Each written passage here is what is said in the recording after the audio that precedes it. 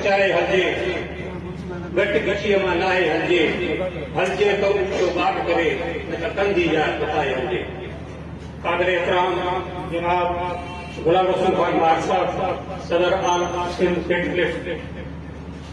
जनाब मुख्तार अहमद सोलंकी साहब deputy general secretary पेटेर Sindh मोहतरम सिकंदर अली जतोई साहब सदर सबका डिवीजन सईद अहमद काकड़ साहब जनरल सेक्रेटरी सकड़ डिवीजन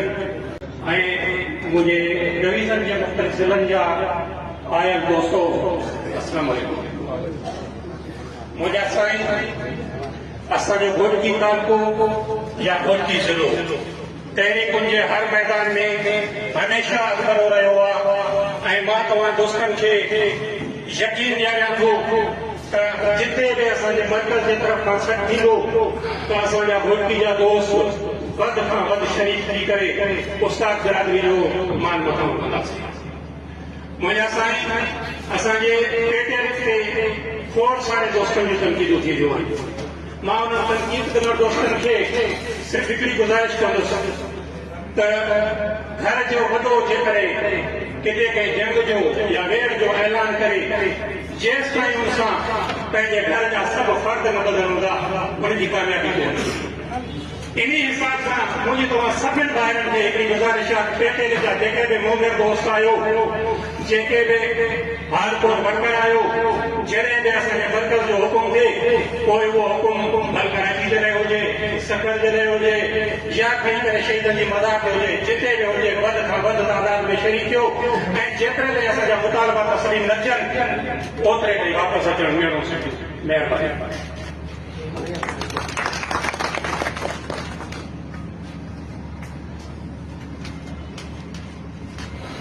मेहरबानी साईं दीन उम्माद साहब नमस्ते की पेटेर सबका घोटकी दोस्तनि जी तरह मुख़्तलिफ़ दोस्तनि जा व्हाट्सअप मौक़ूफ़ थिया पे जॾहिं असां ही सोशल मीडिया ते ऐलान तव्हां कयो त बाबा सकड़ डिवीज़न जो वर्कर्स इजलास थियल आहे। हिते अचण जो मक़सदु सिर्फ़ु इहो न आहे त असां अची अचूं त असां कराची शिरकत कंदासीं। मक़सदु आहे तहरीक खे कीअं कामयाब कजे या असांजा मर्कज़ी अॻवान जेकॾहिं सेक्रेटरी या तालीम जी वज़ारत सां को पेश कनि था पंहिंजो चार्टर ऑफ डिमांड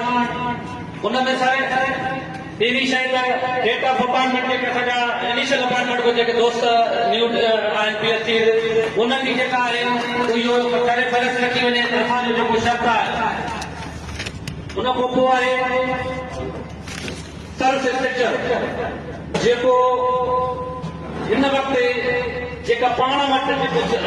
पंहिंजी प्राइमरी टीचर जेका पहिरीं जेका पंहिंजी उहा तरजीह आहे उहो पाण खे जंहिंजे करे लटार कई थी वञे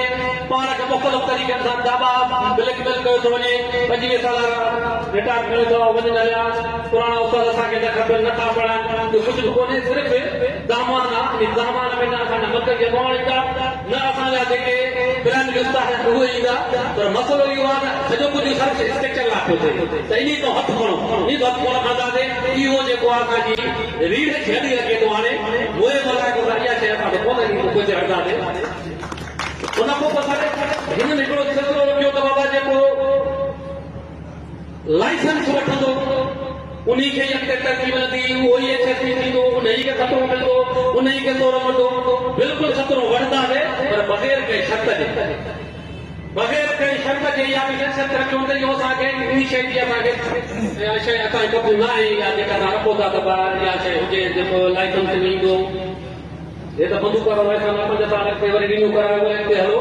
या हथियार जो लाइसेंस आदि हथियार का लाइसेंस वो कोने कहता अपना प्राइमरी उस्ताद असां जो हक़ असां के होना सादा कितने रखते ताई गुलाम तो गुलाम के बाद जेका बेचारा